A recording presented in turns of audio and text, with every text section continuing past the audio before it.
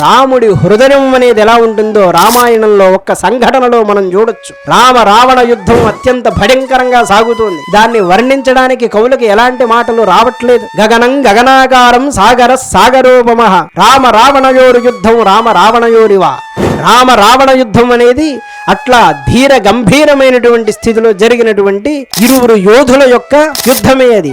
మొత్తానికి యుద్ధం పూర్తయింది. రావణాసురుడు చనిపోయిన తర్వాత ఒక మాట రాముడు అన్నాడు విభీషణుడి దగ్గరికి వెళ్ళి, ఓ విభీషణ, మీ అన్నయ్య గారు చనిపోయారు, ఆయనకి నువ్వు సంస్కారాలు చెయ్యాలి. వాడు చెడ్డవాడు, నేను వాడికి సంస్కారం చెయ్యను అని నువ్వు అంటావేమో. నీకొక్క మాట చెబుతాను, మరణాంతాని వైరాణి, సావుతోనే అందరి శత్రుత్వాలు తొలగిపోయాయి అన్నాడు. ఈ కాలంలో చచ్చిపోయినా కూడా విగ్రహాలను పెట్టుకుని కొట్టేవాళ్ళు ఉన్నారు. కానీ రాముడన్న మాట, అంత అపకారం రావణాసురుడు చేసినా సరే మరణాంతాని వైరాణి, చావుతోనే శత్రుత్వాలు పోయాయి. నివృత్తన్న ప్రయోజనం, మన ప్రయోజనం నెరవేరింది. క్రియతామస్య సంస్కారః మమాప్యేష యథాతవ.